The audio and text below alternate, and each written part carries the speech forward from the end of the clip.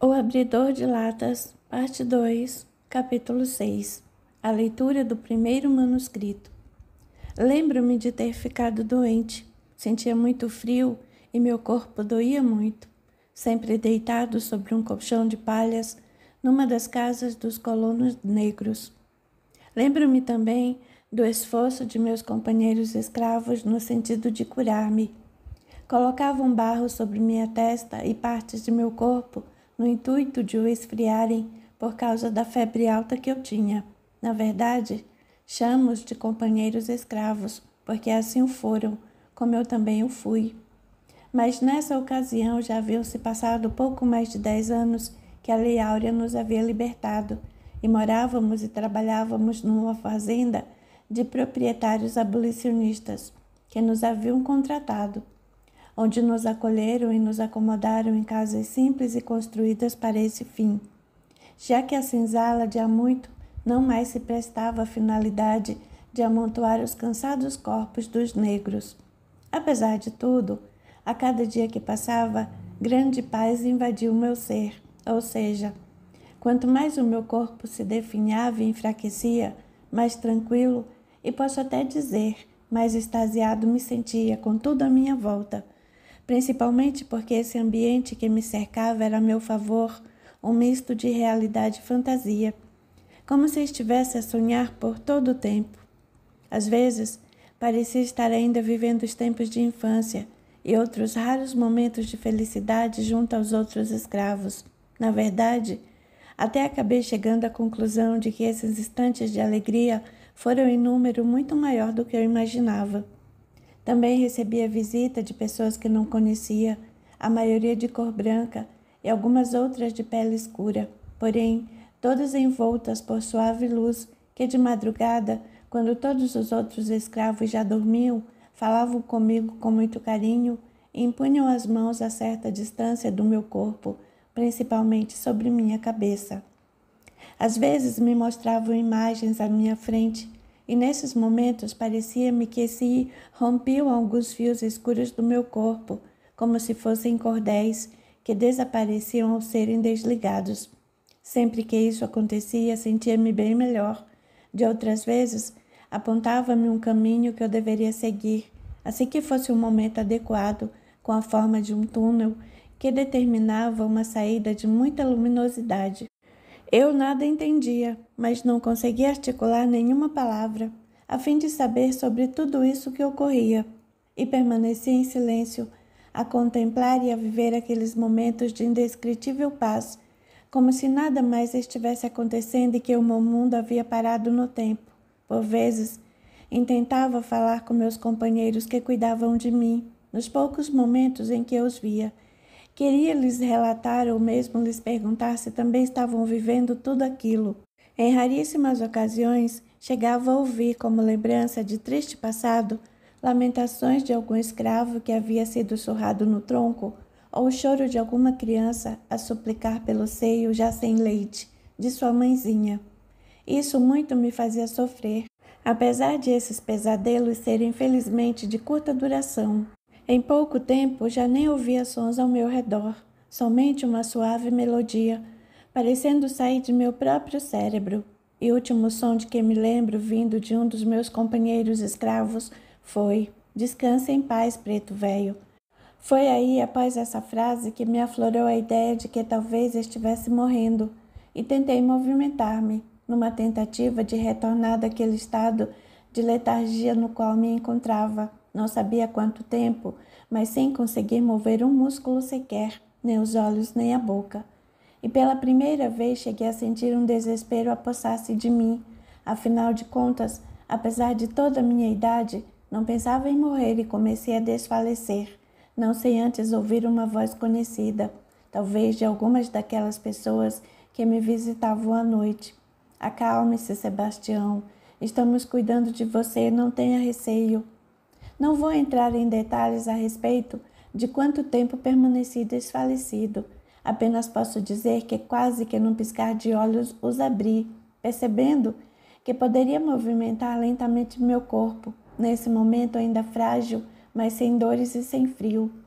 Mais tarde tomei conhecimento de que esse estado de desfalecimento havia durado um bom tempo esse no qual passei por intenso tratamento médico para a devida recuperação de meus órgãos cansados e enfermos.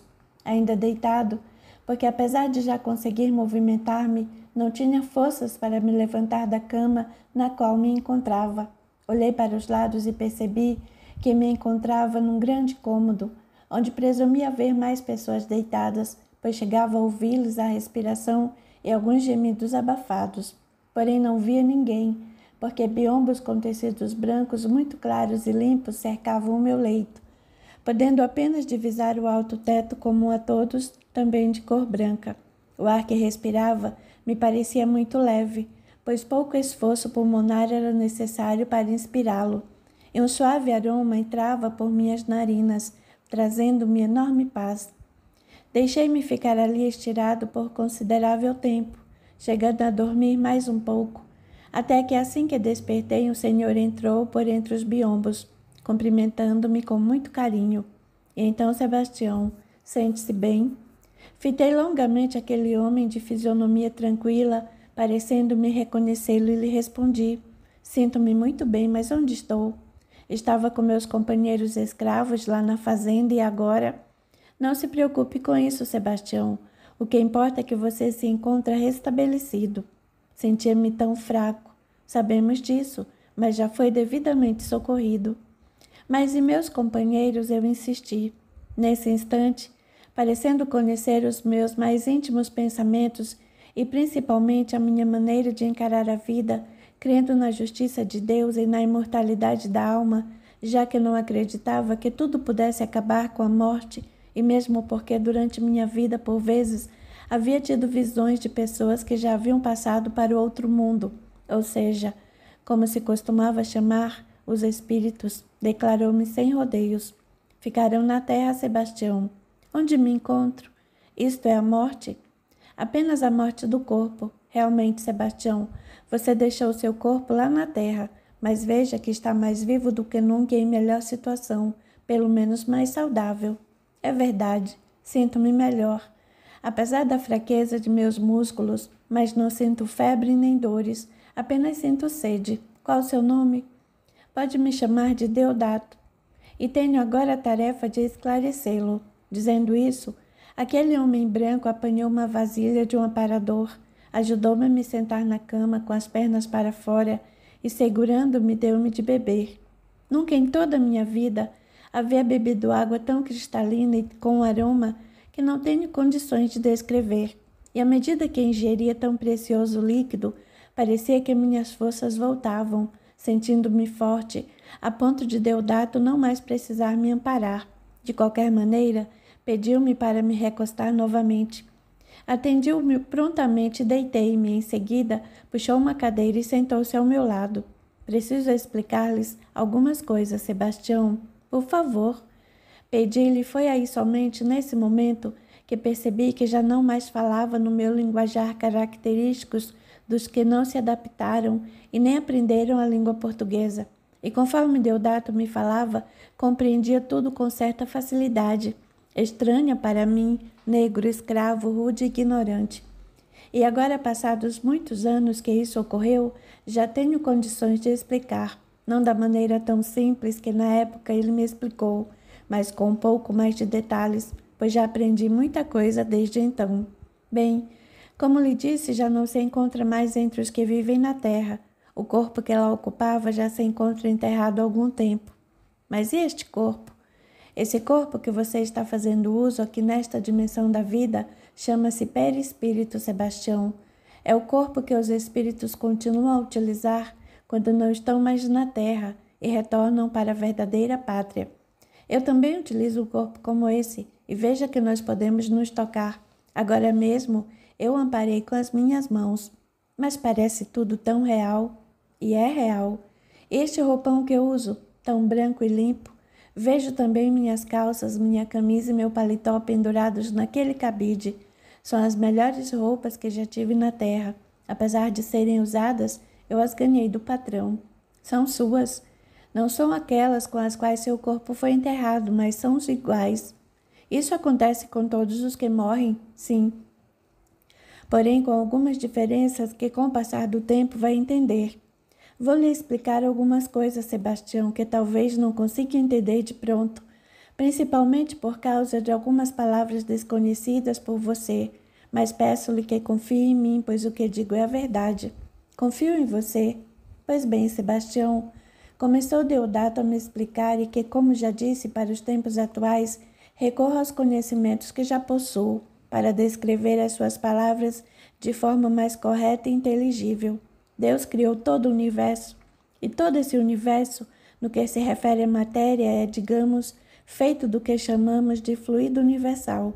E o espírito, criatura de Deus, possui até onde podemos compreender um corpo mental, um perispírito, e quando encarnados na Terra, um corpo carnal, sendo que o que liga o espírito a esse corpo de carne é o perispírito. Agora entendo, quando me disse que meu corpo se chama perispírito. Isso mesmo. O espírito criado por Deus possui um corpo que, quando nesta dimensão, é revestido de um perispírito e que, para evoluir em direção à felicidade, Deus o faz conviver com outros espíritos revestidos também com o corpo carnal, que é uma cópia desse perispírito, em planos mais materializados, no caso, a Terra. Tudo para que possam, através das dificuldades dessa matéria, aprender a amar uns aos outros e que depois da morte desse corpo mais material que não é eterno e se desgasta, retorne ao verdadeiro plano da vida e que depois de algum tempo, diferente para cada espírito, retorne ao plano material reencarnando novamente, quantas vezes for necessário para resgatar débitos com irmãos, com os quais já conviveu livre da lembrança da anterior vida material para que possa continuar a aprender e evoluir. E isso não é castigo, mas aprendizado. Também tenho a dizer que muitas vezes espíritos se encontram tão ligados à matéria mais densa e longe dos pensamentos mais sublimes que não se apercebem que já passaram para o plano espiritual e continuam como se estivessem vivendo um sonho ou um pesadelo, a perambular junto àqueles com os quais viveram e a quem amaram, ocasionando, na maioria das vezes, por falta de preparo e conhecimento, perturbações na vida dos que permaneceram na carne. Continuam na terra, junto aos encarnados, isso mesmo. Porém, com o tempo, após o trabalho incessante de espíritos do bem, são esclarecidos e trazidos para este plano. Por vezes, isso pode levar bastante tempo.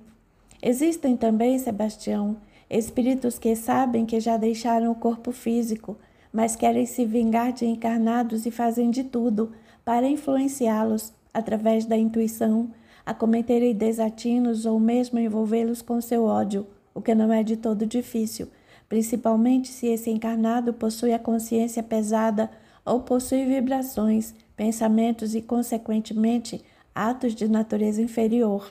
Alguns ainda já adquiriram certo grau de adiantamento e para aqui vêm sem nenhum transtorno. Narciso termina de ler e pergunta ao pai: e essas outras folhas que tem em mãos?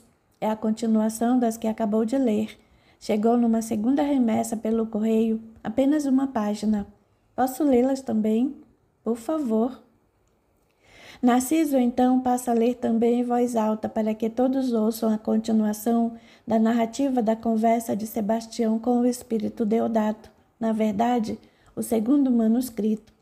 E os espíritos que não ficam presos à terra e vêm para cá são todos tratados assim como eu estou sendo?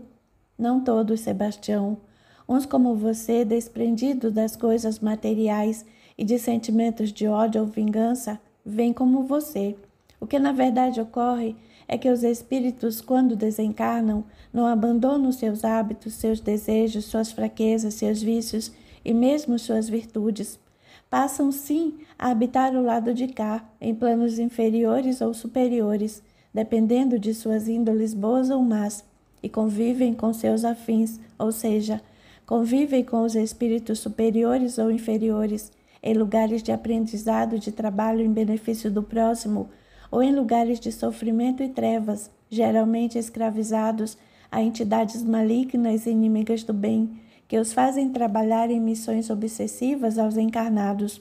Impressionante, mas muito lógico.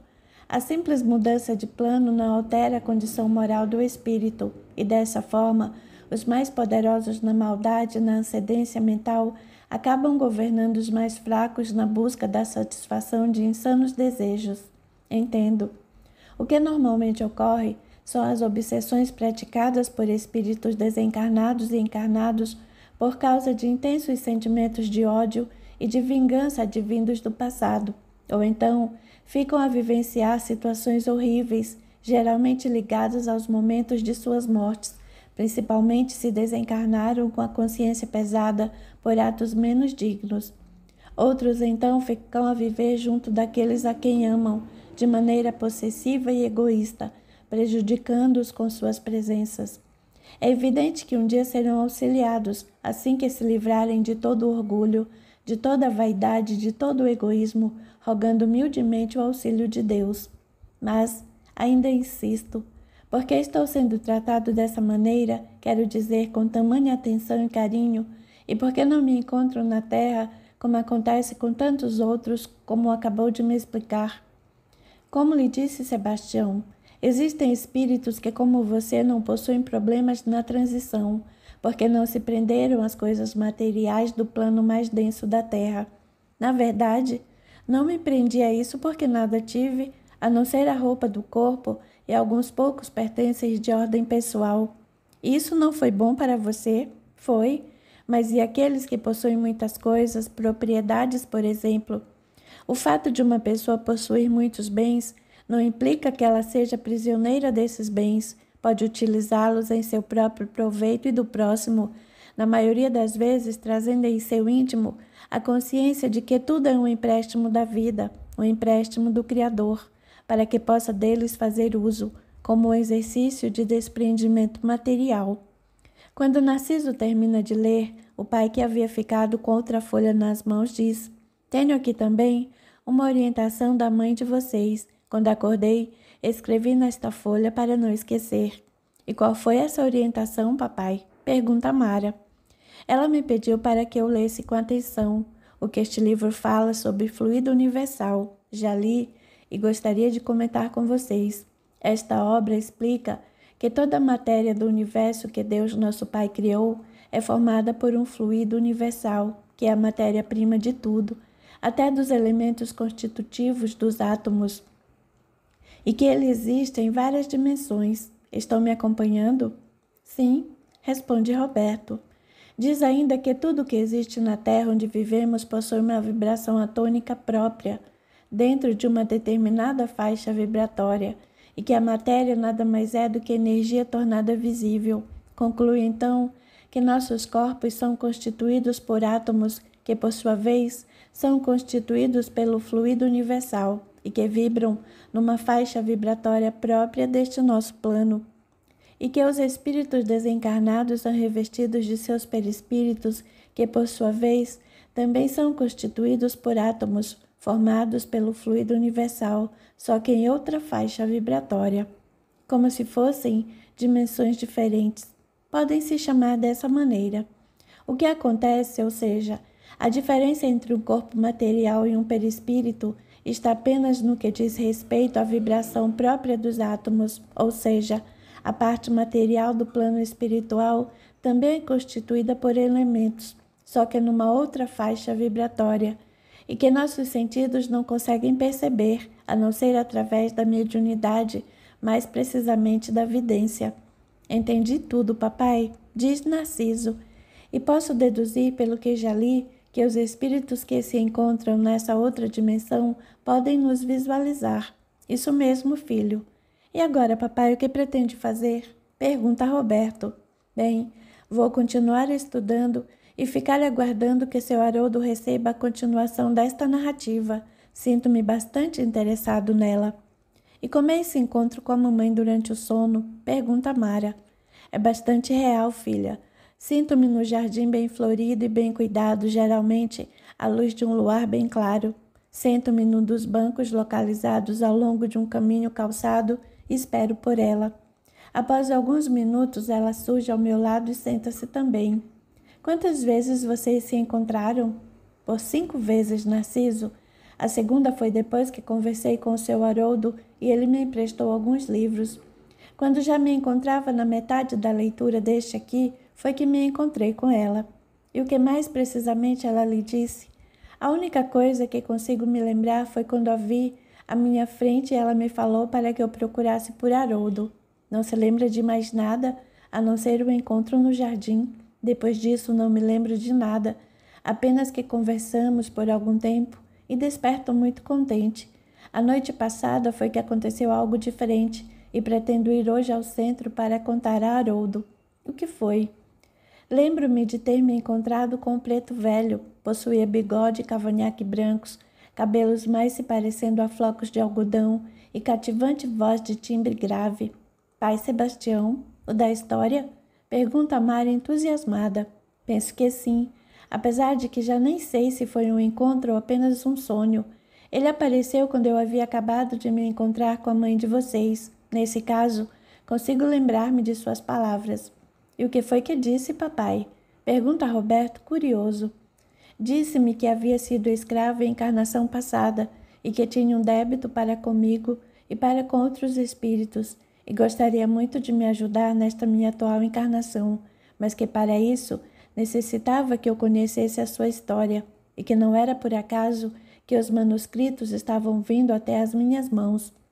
E ele não lhe falou quem é que está escrevendo essas páginas? Pergunta Narciso. Ele está pretendendo escrever um livro, papai, complementa Mara.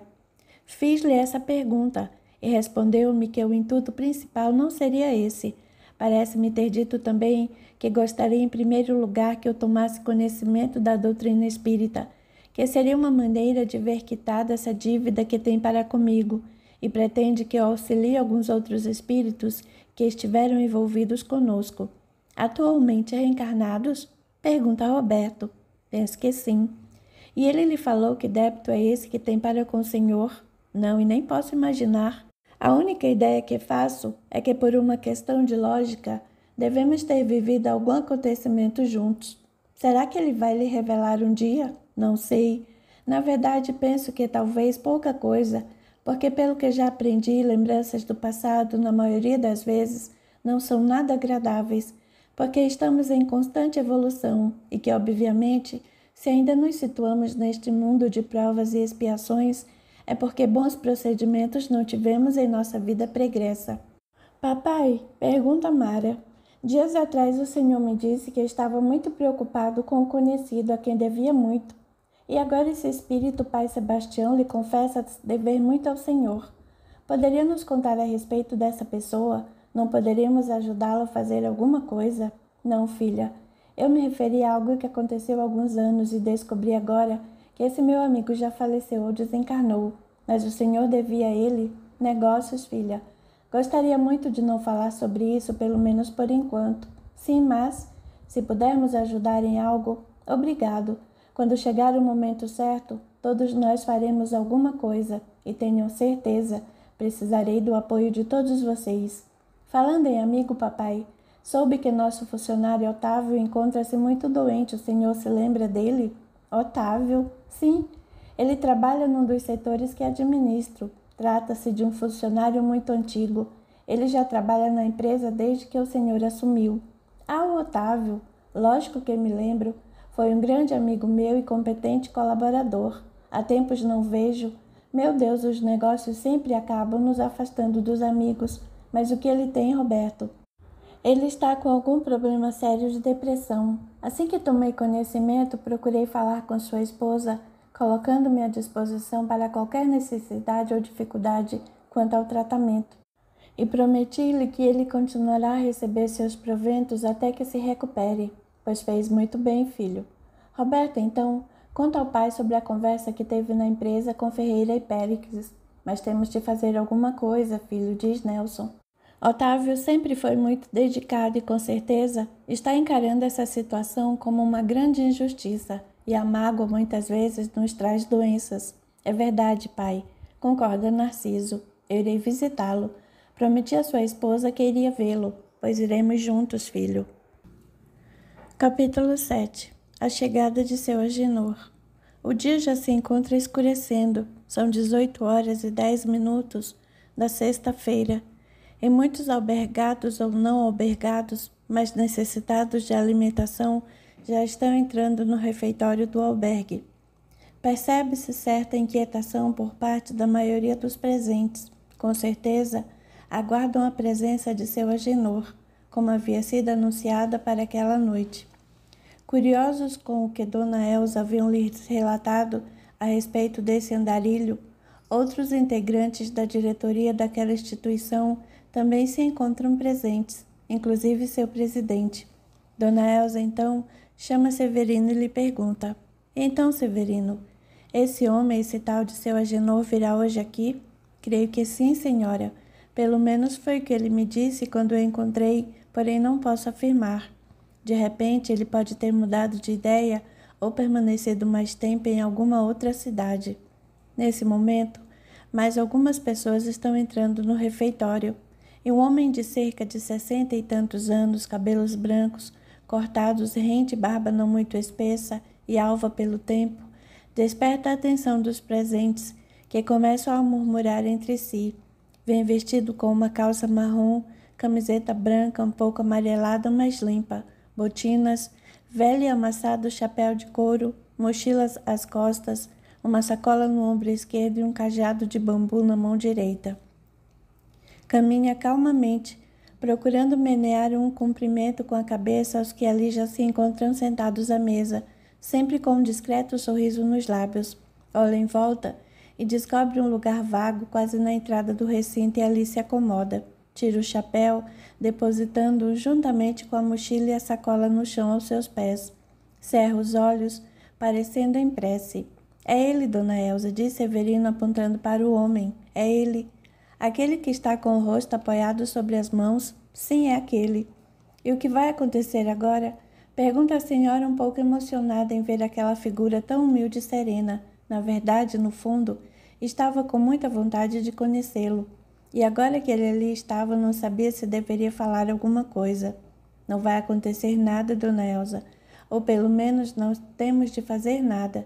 A senhora pode começar a servir a sopa e, se puder, permita que a gente converse com ele durante ou após a refeição.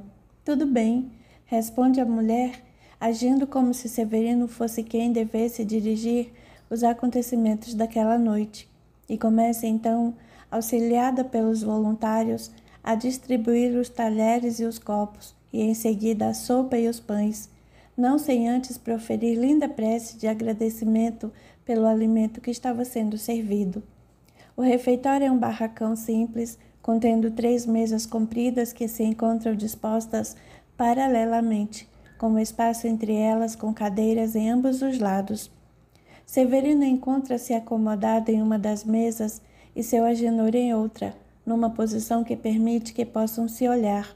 Reina profundo silêncio no local, até que Severino quebra dizendo: Seu Agenor. O homem ergue o olhar e, fitando Severino, lhe responde carinhosamente: Boa noite, meu amigo, tudo bem com você? Tudo bem. Apenas gostaria de saber se o senhor vai ficar albergado aqui. Bem, se houver uma vaga, gostaria muito. Temos uma vaga sim, e o senhor poderá hospedar-se aqui por 3 dias, como é a norma da casa, informa Dona Elza, que se encontra a posto juntamente com os outros voluntários, para servir mais sopa a quem precisar. Eu lhe agradeço muito pela hospitalidade, senhora. Deus abençoe vocês. E o senhor poderia nos mostrar o espírito do bambu? Pergunta o menino que se encontra sentado ao seu lado, junto com a mãe. Seu Agenor sorri e lhe responde: Depois da refeição, se houver uma oportunidade. Também quero conhecer esse espírito do bambu, diz Dona Elza curiosa, e com essas palavras já concedendo a oportunidade. E o senhor poderá falar um pouco conosco? Pergunta o homem de aspecto bastante rude e bem maltrapilho. O que poderei lhes dizer? Qualquer coisa, responde o outro. Seu Agenor fica meio constrangido pelo fato de pouco conhecer Dona Elza e baixa o olhar, continuando a comer. O silêncio volta então a reinar no recinto. E por cerca de mais de 30 minutos, os pratos vão e voltam pelas mãos dos voluntários, com novas porções de sopa, ingeridas pelos esfomeados ocupantes daquele abençoado barracão. É com certeza a única refeição decente que aqueles seres recebem naquele dia. Depois, quando todos terminam, uma salada de frutas é oferecida. Mas ao contrário do que acontece todas as noites, ninguém abandona o local, ficando todos sentados, à espera de algo que alguns nem sabem o que. Dona Elsa, então, após a retirada dos pratos vazios, talheres e copos das mesas pelos trabalhadores da casa, que já os deveriam estar lavando, mas que permanecem também ali, fala diretamente ao homem. Seu Agenor, gostaria que o Senhor nos mostrasse o espírito do bambu, porque senão ninguém irá embora e nem os pratos serão lavados hoje. E neste momento, dirige o olhar para os voluntários que sorriem achando graça da situação. Muito bem, disse seu Agenor, que se levanta dirigindo-se ao centro das mesas, numa de suas extremidades para que todos o vejam, e demonstra o tosco brinquedo feito de bambu que retira da sacola, fazendo tudo da maneira como Severino havia explicado a Dona Elsa. Então todos os presentes, inclusive Dona Elsa, experimentam fazer com que a vareta seja segura, uns pensando em enroscá-la no elástico, outros pensando que o espírito do bambu a segure, mas ninguém consegue, e ficam todos boquiabertos quando Agenor faz com que novamente a vareta seja puxada para dentro do bambu com muita força e velocidade. Como pode ser isso? Perguntam-se uns aos outros. Até Dona Elsa encontra-se embasbacada com aquilo e o homem diz a todos: meus amigos, deixe-me lhe dizer uma coisa muito importante. Eu costumo brincar com as pessoas pelos lugares por onde passo, mas termino sempre a brincadeira dizendo que tudo não passa de um truque, de um simples truque. Quer dizer que não existe nenhum espírito do bambu? Pergunta o garoto. Não, filho, não há nenhum espírito do bambu, somente um truque. Vamos fazer uma coisa, menino, qual o seu nome? André, senhor. Pretendo permanecer aqui por 3 dias. Pense, raciocine e tente descobrir o segredo. Se até o dia em que eu me for você não tiver descoberto, eu revelo o segredo para você, mas gostaria que descobrisse por si mesmo. E lhe dou uma pista. Trata-se de um truque muito simples, na verdade uma ilusão. E sabe por que quase ninguém descobre? Por quê? Pergunta agora Dona Elsa, parecendo bastante interessada. Porque, como já disse, é um truque muito simples e todos nós não conseguimos ver muita coisa nas coisas simples, porque sempre complicamos tudo. A felicidade e a paz são oriundas de truques ou atitudes tão simples que não conseguimos enxergá-las e estamos sempre vivendo enganados e aflitos pelas ilusões que nós mesmos impomos à nossa vida. Após alguns segundos de silêncio, Dona Elsa toma a palavra. Bem, pessoal, já está na hora de encerrarmos.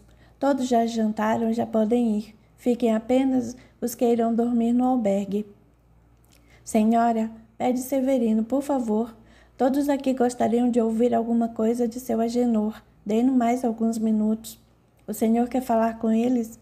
O homem olha em derredor e responde: posso falar sim, mas pouco tenho a dizer a esse irmão ou a qualquer outra pessoa. Mas se gostam do pouco que tenho a dizer, fale para nós, pede um outro que até o presente momento se mantiver em silêncio. Seu Agenor pensa um pouco e começa a falar. Meus amigos, o que posso lhes dizer, e é o que sempre insisto com as pessoas que, como eu, não possuem quase nada, é que procurem modificar um pouco a própria vida.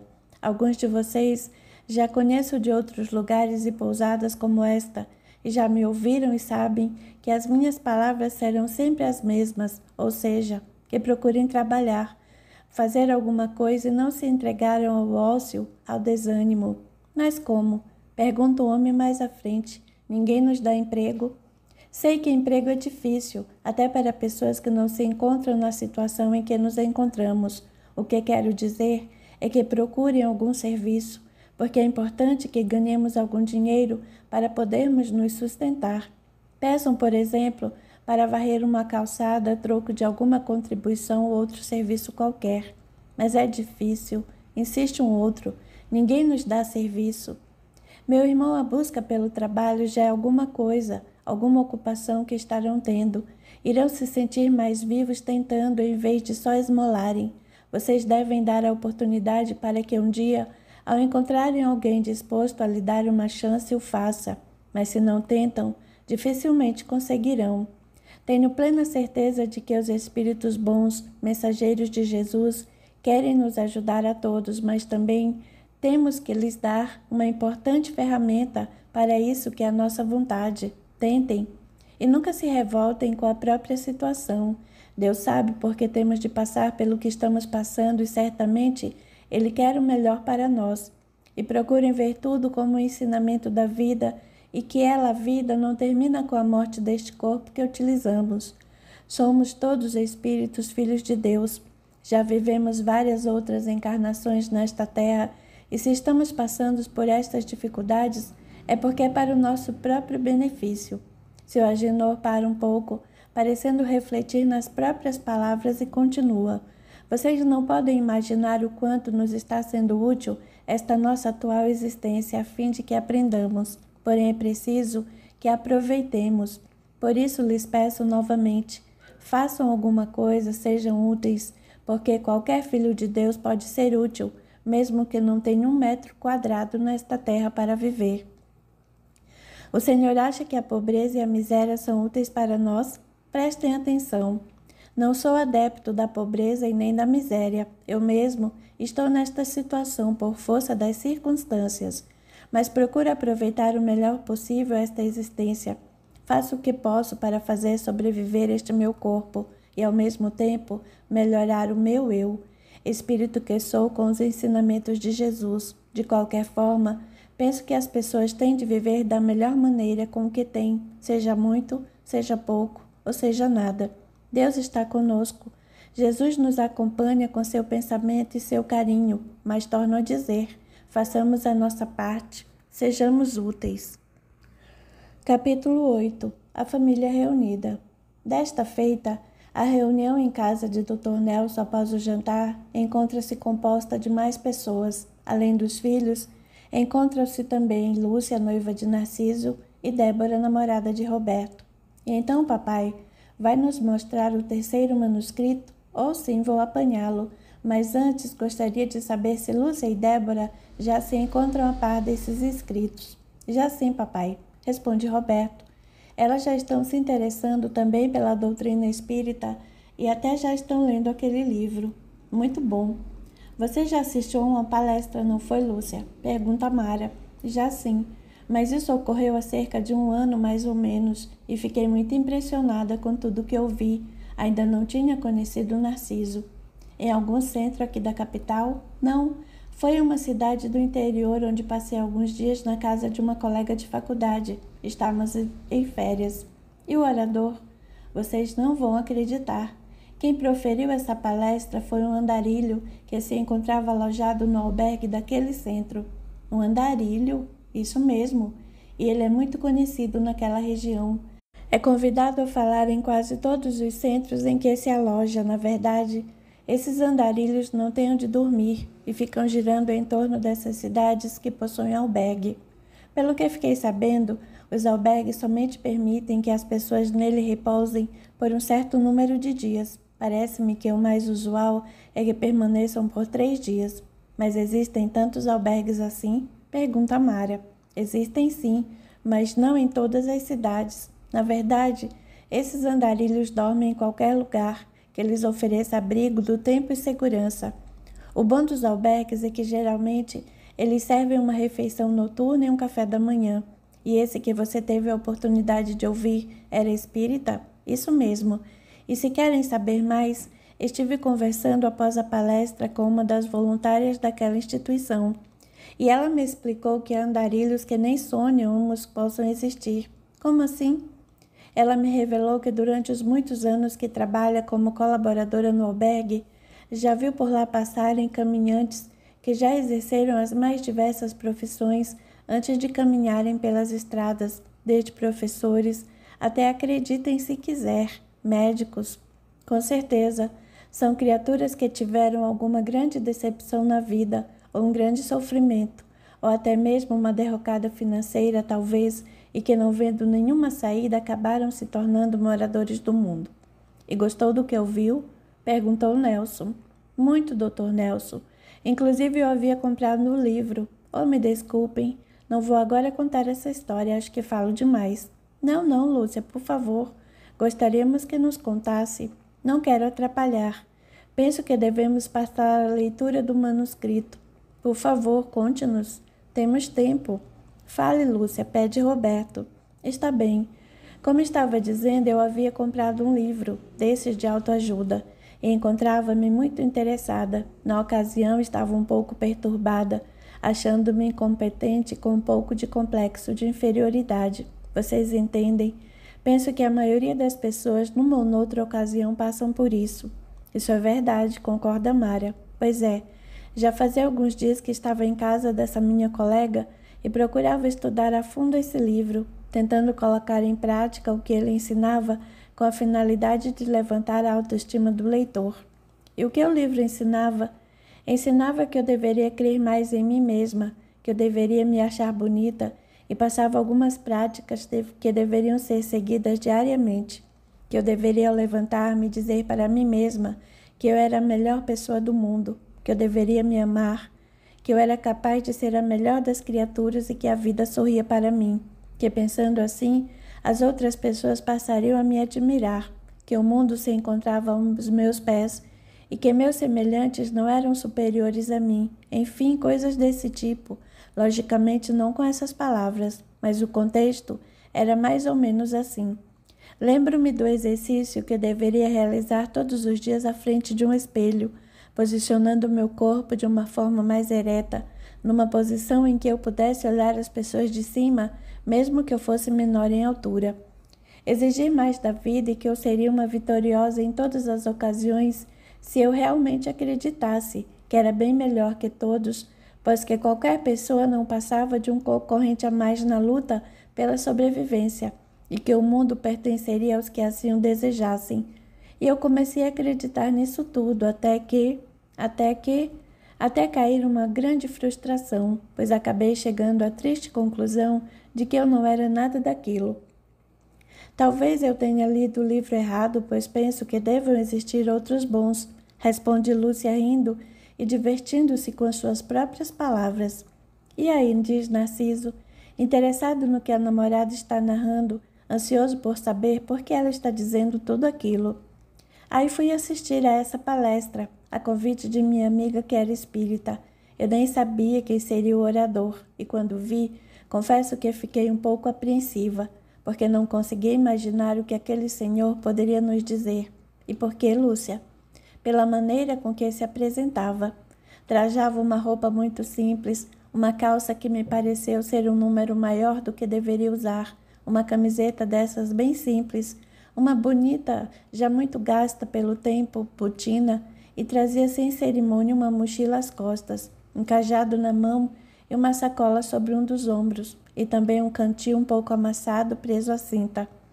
Assim, e um chapéu que mais parecia do Indiana Jones depois de uma de suas aventuras. Mas o que mais me impressionou foi que estava limpo. Suas roupas, seu rosto e suas mãos, inclusive com as unhas cortadas. Não me chamem de reparadeira, sou apenas uma observadora. Disse eu sei, brinca Narciso. E a sua idade era jovem? Não. Deveria contar com uns 60 e poucos anos e tinha um olhar e uma expressão tão calma que parecia envolver a todos com a sua presença.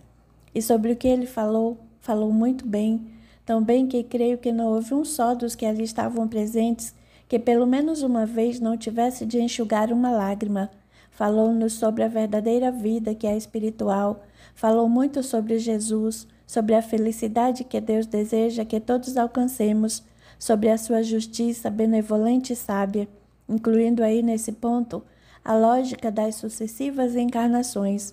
Mas o que mais me chamou a atenção, inclusive libertando-me do estado em que me encontrava, foi quando disse que todos somos filhos de Deus e que não somos melhores nem piores que os nossos semelhantes, que caminhamos lado a lado num constante aprendizado e que esta nossa vida neste planeta Terra é, na verdade, uma grande escola, na qual o mestre maior é Cristo, nosso mais sábio professor. E coincidentemente disse que nos preocupássemos mais com a autoajuda. Autoajuda? Isso mesmo, a autoajuda ou ajuda do alto, que vem dos ensinos de Jesus e dos espíritos do mais alto, como se costuma denominar as entidades mais evoluídas que habitam outros orbes do espaço e que constantemente auxiliam os irmãos que ainda habitam planetas inferiores como o nosso, que ele denominou de planeta de provas e expiações.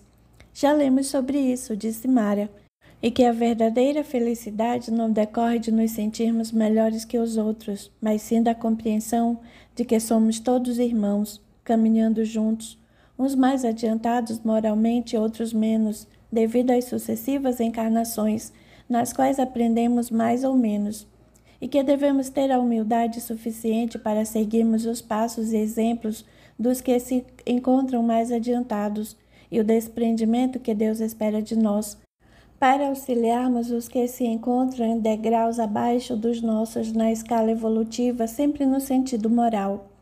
Que não devemos medir a evolução do ser humano por suas conquistas materiais, porque nada levaremos da matéria conosco, quando voltarmos ao verdadeiro plano da vida.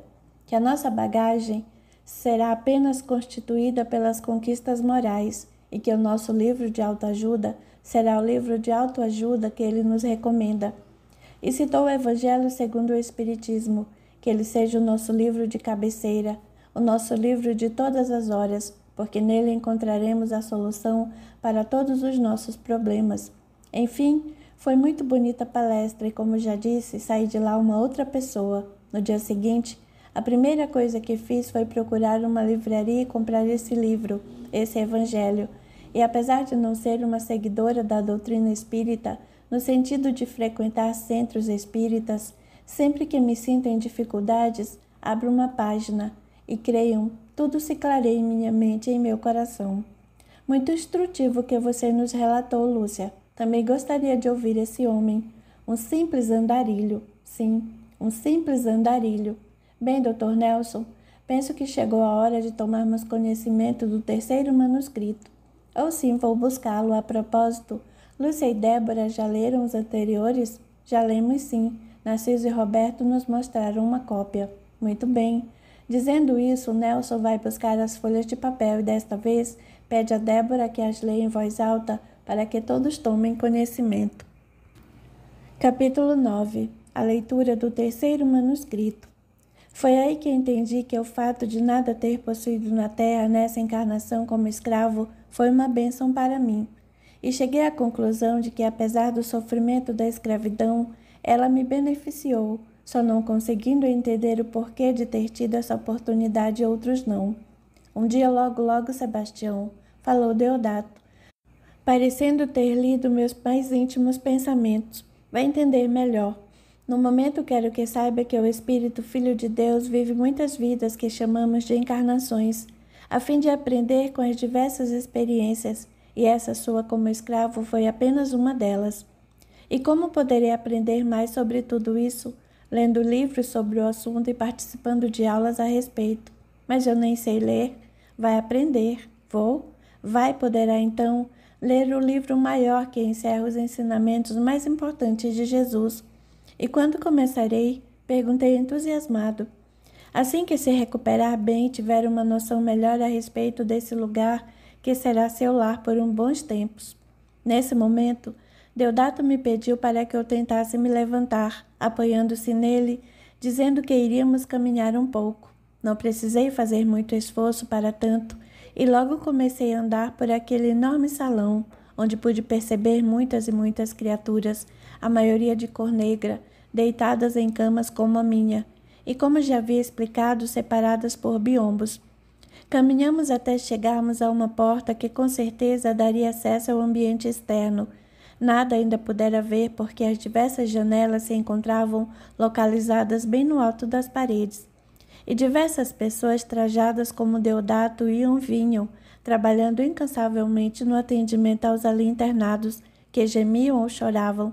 Ainda pude perceber que outros se mantinham deitados, estáticos, como se estivessem em profundo sono. Vamos sair? Perguntei. Vou lhe mostrar. Dizendo isso, abriu a porta e pude ver deslumbrado imenso gramado com árvores muito frondosas, desconhecidas para mim e bastante floridas.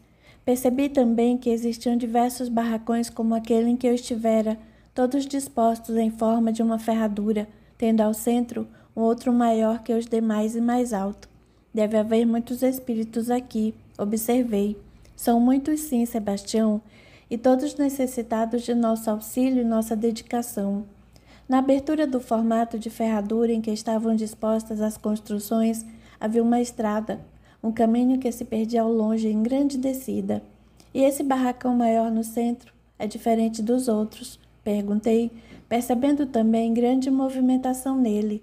Aliás, eram muitas as pessoas e andarem para lá e para cá, todas me parecendo com destino certo, ou seja, ocupada com algum tipo de trabalho. Esse barracão abriga a escola onde aprenderá a ler e escrever e estudar os livros.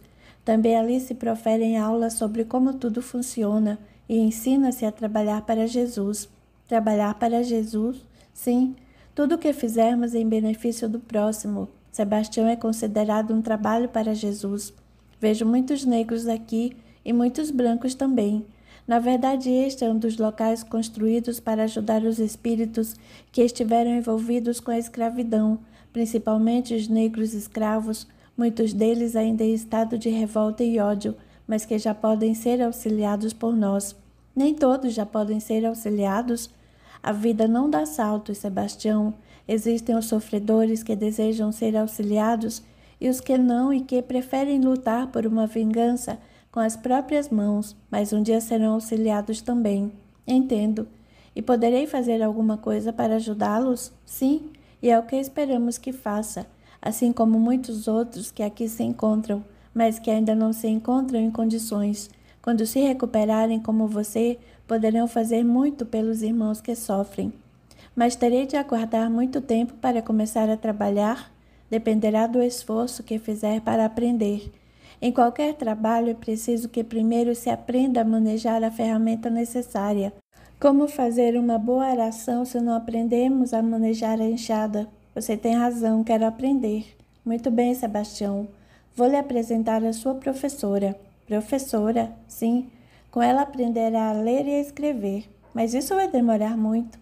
E o que significa o tempo para nós, espíritos eternos?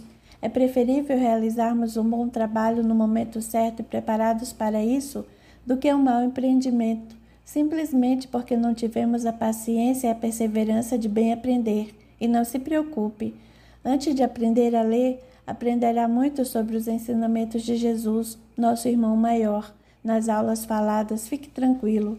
Deodato me apresentou então a professora, a senhora Durvalina, que gentilmente me recebeu.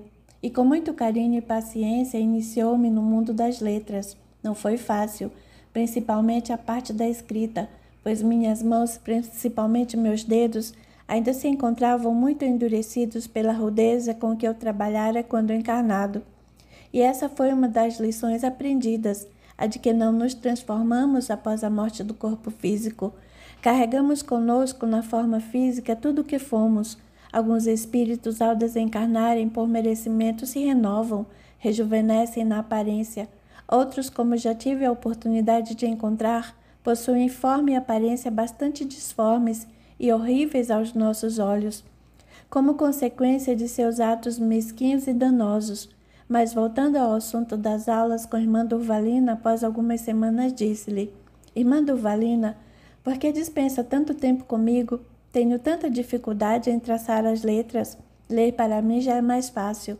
Penso que estou aprendendo bem, mas escrever, meus dedos ainda se encontram muito travados. Creio que o tempo gasto comigo poderia ser melhor empregado pela irmã no ensino aos mais adiantados. Sebastião, aprenda uma coisa. Na vida, temos de auxiliar mais os que mais necessitam, e assim deve ser por toda parte. Muitas vezes os homens não sabem fazer essa distinção e deixam de cumprir sua obrigação para com os mais necessitados, perdendo grandiosa oportunidade de servir a Jesus. O tempo foi passando e já conseguia ler uma cartilha de alfabetização e traçar a maioria das letras ditadas pela professora, formando diversas palavras. Frequentava as aulas faladas, onde minha maior preferência era pelo Evangelho segundo o Espiritismo, e mesmo que já havia sido ditado pelos Espíritos ao abnegado missionário de Cristo Allan Kardec. Aprendi também sobre as outras obras, o Livro dos Espíritos, o Livro dos Médios, o Céu e o Inferno e a Gênese. Na verdade, Os estudos nos ocupavam quase o dia todo e não nos cansávamos, sorvendo todo aquele conhecimento de uma maneira muito fácil, pois as vibrações de paz daquele local nos propiciavam essa facilidade. Até que tive um dos momentos mais felizes de minha vida. Logo após a última refeição do dia, antes de me recolher, Deodato me chamou em sua sala de trabalho e me disse: Sebastião, irmã Durvalina me informou que você já poderá ler outros livros que não sejam a cartilha. O que me diz? Bem, posso tentar. Não sei se a minha lentidão em formar as palavras terá a velocidade necessária para que eu não me perca com elas e não venha a comprometer o significado da frase. Deve tentar sim, e com este livro que vou lhe dar tenho certeza de que conseguirá, porque será auxiliado pelo seu conteúdo e com ele tenho certeza tudo será mais rápido. E que livro é esse? Este? Respondeu-me Deodato, levando-me às lágrimas quando me estendeu aquela obra. Não podia acreditar no que os meus olhos estavam vendo. Deodato me estendia um exemplar de O Evangelho segundo o Espiritismo. Demorei alguns segundos para apanhar o livro que ele me oferecia. Cheguei a esfregar uma mão na outra numa infantil tentativa de livrá-la das asperezas que ainda detinham. Não tenha receio, Sebastião. Esta obra destina-se a todas as criaturas, sem distinção alguma. Muitos espíritos já estão sendo devidamente preparados para divulgá-la e fazê-la chegar aos lares de toda criatura humana. É sua. Apanhei-a com muito cuidado, como quem recebe a mais formosa e delicada flor. Lágrimas continuaram a brotar de meus olhos e imensa alegria invadiu meu coração, não vendo a hora de me recolher para sozinho tentar desta vez ler o que já aprendera em muitas das palestras a que assistira. Deus lhe pague, Deodato, que eu me lembre desta minha vida, desta minha atual existência. Este está sendo o maior presente que já recebi. Deus lhe pague. Pode ir agora, Sebastião. Verá, como lhe disse, que não terá dificuldades em ler e entender. Despedi-me e fui para o meu alojamento, no outro barracão, entre os destinados àqueles que já possuíam condições de colaborar e trabalhar em prol dos mais necessitados. Sentei-me em minha cama e coloquei o livro sobre ela ao meu lado. Ainda chorava, não acreditava. Permaneci por algum tempo olhando para aquela bênção, até tomar coragem de abri-la. Enxuguei as lágrimas e finalmente abri uma página ao acaso, e um ponto pareceu iluminar-se, e sem muita dificuldade eu li. Amar o próximo como a si mesmo, fazer para os outros o que quereríamos que os outros fizessem por nós, e compreendi, com uma compreensão que não sei explicar, que a nossa verdadeira e real felicidade depende da felicidade do próximo. E continuei a ler e a chorar porque percebia uma grande facilidade na leitura, quanto mais eu lia. E precisava a todo instante afastar o livro para que minhas lágrimas não viessem a cair sobre ele, o que algumas vezes não conseguia, procurando enxugá-lo com os punhos de minha camisa até adormecer abraçado com ele. Mas um bom tempo se passou, e além dos estudos também trabalhava na limpeza de algumas alas, juntamente com outros companheiros e por vezes era chamado a manter uma conversa com algum outro necessitado que já se encontrava em fase de recuperação. De outras, chegava algum escravo resgatado das sombras, solicitando falar com algum preto velho e me chamavam. Para que entendam o porquê disso, posso dizer que no tempo da escravidão, os negros mais idosos eram considerados os mais sábios e aconselhavam os mais novos. Não que, como no meu caso, tivesse alguma sabedoria, mas com certeza possuía mais experiência, conhecendo melhor as reações dos patrões e as reações da própria vida e do destino, e as consequências futuras para algum ato complicado. Na terra, quando encarnado, consegui livrar muitos jovens de fatal castigo pelo fato de tê-los aconselhado, e quando menos esperava, Deodato me chamou e solicitou os meus préstimos para uma tarefa, dizendo-me que ela em muito me beneficiaria. Estou às suas ordens, meu irmão, disse-lhe. De que se trata? Bem, Sebastião, você já deve imaginar que a sua última encarnação como escravo somente pode ter sido provocada por um seu passado, ou melhor, me exprimindo, por uma encarnação anterior em que angariou muitas dívidas e que esta última lhe serviu como um grande aprendizado. Tenho certeza disso, Deodato. E de nada me lembro, e agradeço a Deus pela sua bondade em nos conceder o esquecimento de nosso passado. Muito bem, Sebastião. Agora preciso lhe dizer algo muito importante. Por vezes pensamos que nossos algozes nos causam mal porque simplesmente se comprazem com a dor alheia, sem atinarmos que, na verdade, trazem dentro de si, de forma latente, um ódio causado por nós mesmos em distante passado e que cabe a nós libertá-los do sofrimento em que ainda se encontram, por terem causado esse mal no presente. Poderia me dar um exemplo? Estou falando dos feitores das fazendas que tiveram a incumbência de castigar os negros de forma tão cruel. Os feitores? Isso mesmo. Basta que você se recorde dos feitores que encontrou em sua vida de escravo e se lembrará que não era qualquer homem que se dispunha a açoitar os escravos. Na verdade, muitos dos trabalhadores das fazendas se negavam a ter essa incumbência, enquanto que outros ansiavam por ela. Realmente, Deodato tinha razão. Já havia visto muitos homens taparem os ouvidos para não terem que escutar os gemidos dos escravos e outros que, ao contrário, tudo faziam, até mesmo algumas intrigas, para terem a oportunidade de aplicar feroz punição aos negros. Você tem razão. E pelo que consigo entender, esses homens, esses feitores, sofreram um dia em nossas mãos. Mas na África? Com certeza não. Devem ser passagens de outras épocas muito mais remotas. E só pode ter sido de todo um povo, porque nós, negros escravos, somos muitos. E que tarefa é essa que você quer me proporcionar? A de auxiliar essas criaturas que hoje sofrem pelo mal que cometeram. Mas esses feitores não tinham de cometer essas punições para que com elas aprendêssemos a lição, se tiverem, porque sofrem com isso. Sebastião, assim como no passado os povos não têm que subjugar outros povos e nem escravizar seu semelhante, pois ninguém reencarna com a missão de cometer o mal. A vida que em seu processo de ação e reação promove esses reencontros e situações para que o aprendizado se faça espontaneamente. Entendo. Isso quer dizer que hoje temos de trabalhar em benefício dessas criaturas, ou melhor, dos feitores que nos açoitaram, porque ainda temos enormes dívidas para com eles. Dívidas sim, as primeiras do longínquo passado somadas a estas últimas, que os fizeram se comprometer com o mal.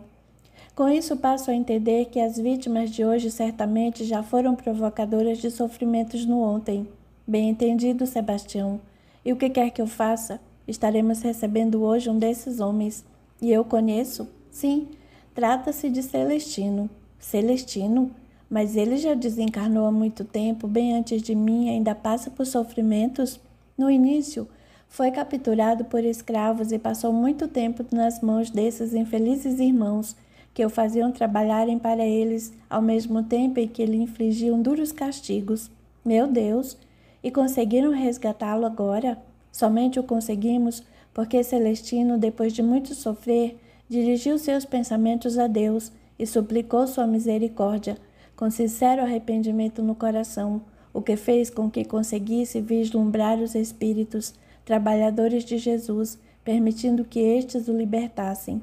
E o que eu terei de fazer? Basta que converse com ele e sinta que com sua ajuda pode começar um novo caminho no bem. Na verdade, o que terá de fazer é libertá-lo agora de sua consciência pesada. E acha que conseguirei? Com muito carinho fraterno, tenho certeza de que conseguirá. E não se preocupe, não estará sozinho nessa empreitada. Outros espíritos o ajudarão. Farei o possível, Deodato, mas e quanto aos que o capturaram? No devido tempo serão auxiliados e, para tanto, precisaremos também de sua ajuda. E como eles estão sem Celestino, um pouco perdidos, porque tinham essa ideia fixa da vingança e, na verdade, sem perceberem, acabaram prisioneiros também. Como assim? Quando desencarnaram, e se você se lembra desse fato, foi pelas mãos de Celestino, todos os 6 juntos, na fuga que empreendiam. Lembro-me sim, porque para aferrecer os pensamentos de fuga dos outros.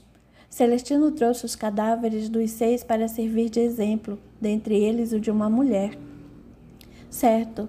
Continuando, quando desencarnaram, foram inicialmente socorridos pelos espíritos incumbidos dessa tarefa, porém, em pouco tempo, o pensamento de vingança deles acabou transportando-os de volta para a fazenda, e intentaram tanto contra Celestino que este acabou adoecendo e abandonou as vestes físicas. E então eles o capturaram? Sim, mas somente com a permissão de criaturas perversas que habitam as regiões inferiores. Como assim? Sem a permissão dessa legião de infelizes espíritos do mal, eles não conseguiriam aprisioná-lo. Porém, essa autorização, digamos assim, tinha um elevado preço. E que preço? O preço de que esses escravos trabalhassem para eles em missões obsessivas na crosta terrestre. Meu Deus! E agora, sem Celestino, não conseguirão se libertar desse jugo. Tão forte ele se tornou. E terão de continuar a fazer o mal? Serão obrigados e sofrerão muito com isso, porque já sofriam prejudicando criaturas encarnadas que nem conheciam, somente o faziam porque estavam obcecados pela ideia da vingança. Então precisam mesmo de auxílio. Sim, e essa tarefa é de nossa competência. E os dessa legião também precisam de ajuda? Você tem razão, mas tudo tem sua hora certa. Ainda não se encontram em condições de serem resgatados e, quando forem, serão por outras equipes socorristas, mais afeitas a esse trabalho.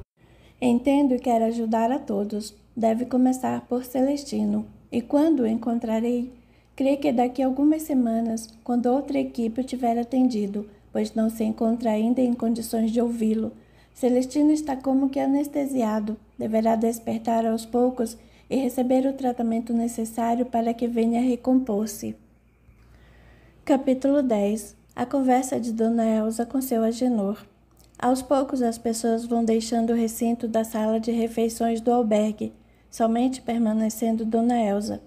Os demais diretores, os voluntários que começam a lavar as louças, fazer a faxina, e seu Agenor, a quem a senhora solicitou permanecesse mais um pouco, antes de ir para o seu quarto, pois gostaria muito de conversar com ele. Quero lhe agradecer, Dona Elsa, pela excelente refeição e pelo carinho que nos dispensaram, mas a senhora queria falar comigo? Sim, seu Agenor, sente-se aqui, pede mostrando uma das cadeiras e sentando-se em outra à sua frente, e os outros ao seu lado. Bem, gostaria de saber um pouco mais sobre o senhor, se isso não for uma grande indiscrição de minha parte. De modo algum, senhora, apesar de que pouco teria a lhe falar. Sei que as pessoas têm um pouco de curiosidade sobre mim, porque tenho falado aos irmãos a pedido de alguns centros espíritas, nos quais me hospedo ou simplesmente me alimento. E a curiosidade é movida simplesmente pelo fato de que sou um andarilho e falo a respeito da doutrina espírita, mas não vejo nada de especial nisso.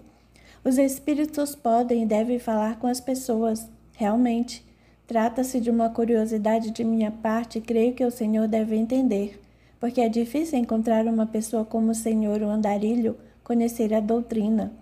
E penso que há um passado diferente e é nisso que deve morar a curiosidade. Com toda certeza. Acontece, Dona Elsa, que, como já disse, não sou um adepto da pobreza e nem da ociosidade. E a prova disso é que procuro trabalhar vendendo coisas para sobreviver. Sim, inclusive falou a respeito disso hoje. Bem, vou tentar lhe relatar um pouco de minha vida, bem rapidamente, para não lhe tomar muito tempo. Tive uma vida normal como tantas outras pessoas, infância feliz, sem necessidades, pois meu pai possuía modesta indústria de artefatos metálicos, na verdade, peças de acabamento para outras empresas. Quanto a isso, gostaria de não lhe revelar que tipo de peças eram essas, pois não desejo ilações a respeito, no sentido de se conjecturar que a empresa poderia estar envolvida no ocorrido. Compreendo. Como estava lhe dizendo, tive uma infância bastante feliz. Na adolescência, conheci a doutrina espírita, através de um livro que me emprestaram, e parecia-me que aqueles ensinamentos vinham ao encontro do que eu imaginava como seria a vida. Comecei então por conta própria a frequentar a mocidade espírita de um centro e li muitas obras a respeito, estudando sempre. Aos poucos e detendo bastante conhecimento da doutrina, consegui convencer meus pais sobre ela e, assim como eu, se entregaram ao espiritismo, tornando-se frequentadores assíduos do centro, e começaram a trabalhar principalmente na prática da caridade. Aos 26 anos, já formado numa escola superior, passei a trabalhar com papai em sua pequena indústria. Alguns anos depois, ele desencarnou num acidente na fábrica e logo depois minha mãe, vítima de um aneurisma cerebral. Mas alguns anos se passaram e, por causa de uma crise financeira, tive de vender a fábrica e tudo o que tinha para saldar todas as dívidas e praticamente da noite para o dia empobreci totalmente. E tornou-se um andarilho. No início foi muito desesperador, sem ninguém, sem um tostão nos bolsos. Recorri ao centro e lá pude permanecer por alguns dias a mais do que poderia, numa exceção feita a mim, já que lá, assim como aqui, existem regras que têm de ser respeitadas. Fazia minha única refeição às noites e durante o dia procurava emprego. Cheguei a procurar algumas pessoas conhecidas minhas do ramo em que eu trabalhava, porém, acabei desistindo porque me prometiam encontrar algum trabalho, mas nunca recebi a resposta. Até que percebi que no albergue do centro não deveria permanecer mais, pois estava servindo de mau exemplo para aqueles que solicitavam ficar mais tempo hospedados, e isso não era permitido além dos 3 dias. E já estava causando um certo embaraço para os dirigentes da casa. Foi quando um dos voluntários conseguiu para mim endereços de albergues pela região para que eu fosse fazendo um rodízio até encontrar uma solução para o meu caso. E como trabalhava com artigos de cozinha, me arrumou 3 dezenas de abridores de lata que havia tido como mostruário, que não os usaria mais, tendo em vista um novo modelo lançado pela fábrica, para que os vendesse e conseguisse assim algum dinheiro. Para falar a verdade, não entendi a princípio, e penso que nem ele, porque como poderia sobreviver vendendo apenas 30 peças daquele gênero? Mas agradeci-lhe e as coloquei em minha mochila, único bem que possuía, além de algumas peças de roupa, algumas pequenas e leves ferramentas, alguns artigos de higiene que o centro me deu e meus documentos pessoais. Não tinha mais nada, pois, como já disse, precisei vender minha casa e meus móveis. E o senhor saiu pelo mundo? Sim. Procurei o departamento assistencial da prefeitura, que me concedeu uma passagem de ônibus até uma das cidades do roteiro dos albergues, e para lá me encaminhei. Parti da capital à noite, chegando fui dormir numa construção daquela cidade do interior. No dia seguinte, ao acordar, com os poucos trocados que havia ganho desse voluntário, comi um sanduíche. E ao abrir a mochila para guardar o troco, um dos abridores de lata caiu no chão. Foi quando uma voz, parecendo partir não sei de onde, a ecoar-me nos ouvidos, disse-me: "Não se deixe abater e faça alguma coisa. Venda esse abridor." "E daí?" pergunta o senhor Carlos, presidente da casa, bastante curioso. Bem, eu não sabia nem por quanto vender. Nisso olhei à minha frente e vi um grande supermercado. Entrei e fui procurar um desses abridores para ver o preço. Aí perguntei a uma das vendedoras e a venda de abridor de latas era grande.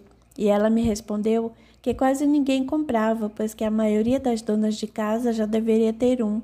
Isso me desanimou, imagino. Mesmo assim, saí e comecei a bater de porta em porta oferecendo. Após ter percorrido uma dezena de casas sem nenhum sucesso, bati em uma em que uma senhora me atendeu, e ao oferecer-lhe ela me disse, estranhando a minha oferta: "O senhor vende abridores de lata?" "Sim", lhe respondi, "mas só vende isso?" "Somente abridores de lata, senhora." "Interessante. Ontem, ao abrir uma lata, notei que meu abridor se encontrava muito enferrujado. Aí pensei, tenho de comprar um abridor de latas novo. O senhor acredita que fui até o supermercado hoje de manhã e acabei me esquecendo de comprá-lo? Mas também, quem iria se lembrar de comprar um abridor de latas, não é?" "Isso é verdade. Vou comprar um do senhor. Na verdade, vou comprar 2. Penso que o da minha filha também deve estar enferrujado." "Espere", interrompe Dona Elza. "Vou adivinhar." Partindo do que essa mulher lhe falou, o senhor arrumou um argumento para convencer as donas de casa, pois foi isso mesmo. Foi aí que encontrei o mapa da mina, como se diz quando encontramos uma boa solução. Comecei então a levar esse argumento às donas de casa. Quando ofereci um abridor, perguntava se o dela já não estaria bastante enferrujado e dizia que um abridor era tão barato, e começou a vendê-los. Consegui vender os 30 num só dia de trabalho. E depois, onde conseguiu arrumar mais para vender?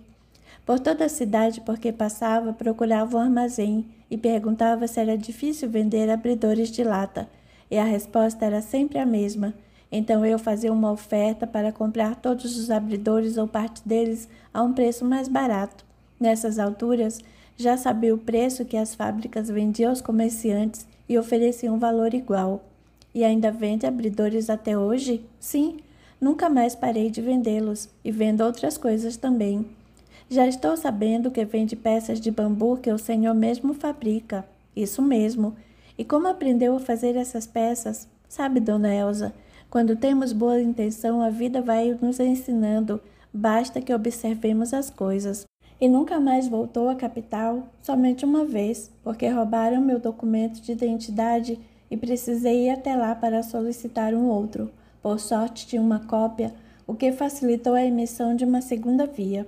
Seu Agenor, diga-me uma coisa.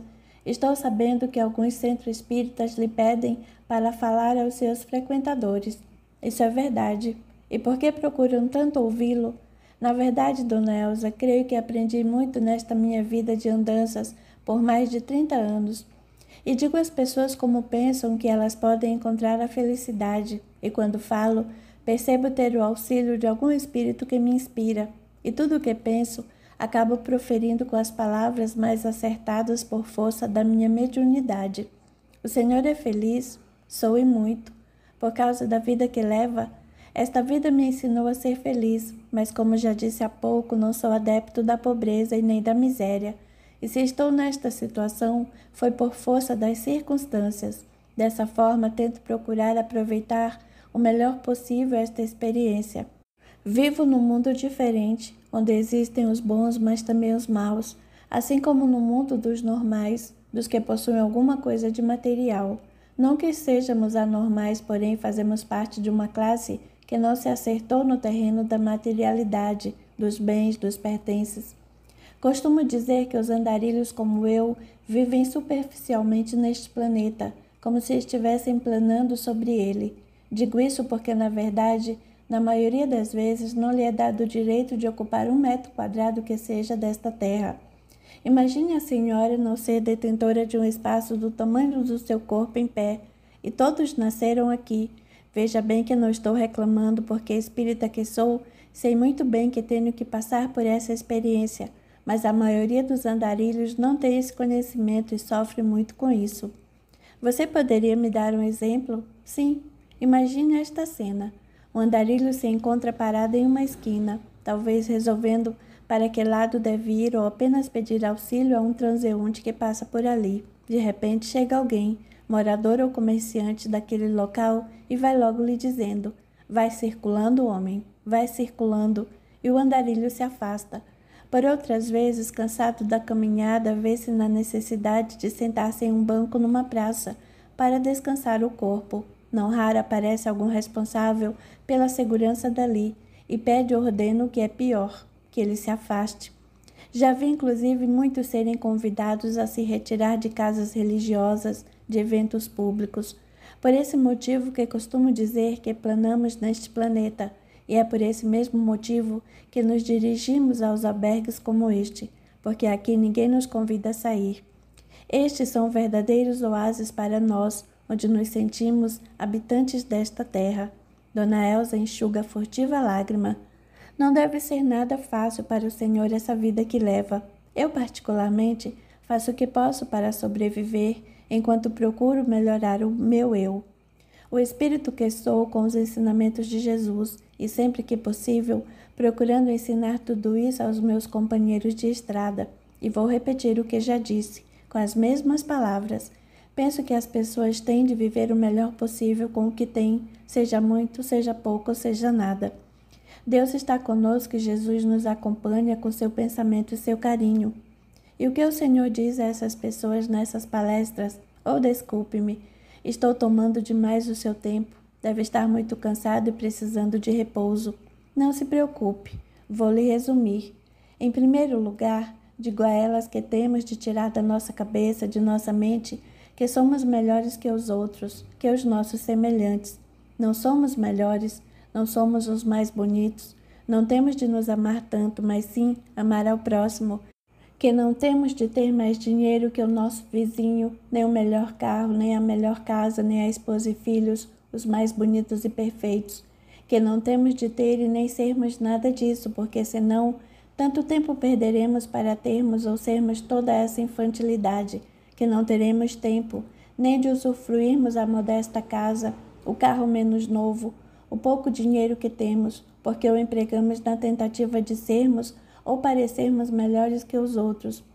E essa corrida na direção de sermos os melhores um dia terminará, sem que tenhamos sido alguma coisa, porque quando empreendemos uma corrida desse tipo, provavelmente nunca estaremos satisfeitos, a ponto de usufruirmos o carro desta nossa encarnação, e ela terminará sem que tenhamos sido vencedor. Isso é verdade. E nem teremos alcançado a tão proclamada autoestima, porque estaremos sempre lamentando o que somos, por melhores que sejamos. Nem precisamos da autoajuda de que tanto se fala, daquela que tenta fazer com que a pessoa se creia melhor de todas as criaturas, achando que com esse pensamento ela alcançará a felicidade que, na verdade, não se consegue com ideias e atitudes egoístas, mas sim com ideias e atitudes altruístas. O que se necessita é da autoajuda, ou seja, da ajuda do alto, que já conhecemos, os ensinos de Jesus. Ele já nos ensinou a sermos felizes com a simplicidade e com a alegria do próximo. E eu lhe confesso, seu Agenor, que mesmo sabendo de tudo isso, tem dificuldade em ser totalmente feliz, mas vou tentar me lembrar sempre de tudo o que me disse hoje. Eu não lhe disse nada de novo, dona Elsa. Eu lhe recomendo uma diretriz bastante simples. Fale às pessoas sobre isso, porque quanto mais falar, quanto mais recordar essa verdade, mais e mais essa ideia será assimilada em seu coração e em sua mente, e verá que em pouco tempo estará vivendo essa realidade. Pois vou fazer isso. A propósito, seu Agenor, gostaria que, se fosse possível, o senhor permanecesse por mais tempo nesta cidade. Mais de 3 dias? Isso mesmo. E se não houver vaga no albergue, lhe arrumo um local para ficar. Mas para quê? Depois de amanhã, domingo, iniciaremos uma feira de livros espíritas na praça principal e gostaria que participasse dela. Na verdade, estamos precisando de alguém que permaneça na feira no horário de almoço, e como me parece conhecer a fundo a doutrina, seria de grande ajuda para nós. Com o senhor ficará uma pessoa encarregada do caixa, e quanto à feira, se pudesse participar dela por mais tempo durante o dia, ficaríamos muito gratos. Creio que poderia nos ajudar a realizar o atendimento fraterno que colocamos à disposição de algumas pessoas que para lá vão à busca de consolo, esclarecimentos, enfim, auxiliar criaturas necessitadas de uma palavra de ânimo. Sempre fazemos isso nas feiras que realizamos, e nem precisaria se preocupar em vender seus abridores de latas ou seus objetos de bambu para ter condições de se alimentar no horário do almoço. O senhor poderia almoçar por nossa conta, não é, seu Carlos? Estou de pleno acordo e penso que teve uma feliz ideia. O que me diz? Pergunta a senhora ao seu Agenor. Bem, fico-lhe muito grato pelo oferecimento e muito me agradaria poder falar às pessoas necessitadas, porém não posso aceitar essa alimentação. E por quê? Não me sentiria bem. Afinal de contas, existem outras criaturas que se encontram nesta mesma condição que eu. O que posso fazer é o seguinte: na parte da manhã, procurarei vender meus produtos. Na hora do almoço, estarei lá para permanecer enquanto os outros fazem sua refeição. E à tarde, até à noite, permanecerei na feira, auxiliando no que for preciso. Pode ser assim? Dona Elsa emociona-se com a preocupação de seu Agenor em não se servir dos conhecimentos que tem para obter um tratamento diferenciado. Do jeito que o senhor achar melhor. Combinado, então? Tudo bem. Até domingo.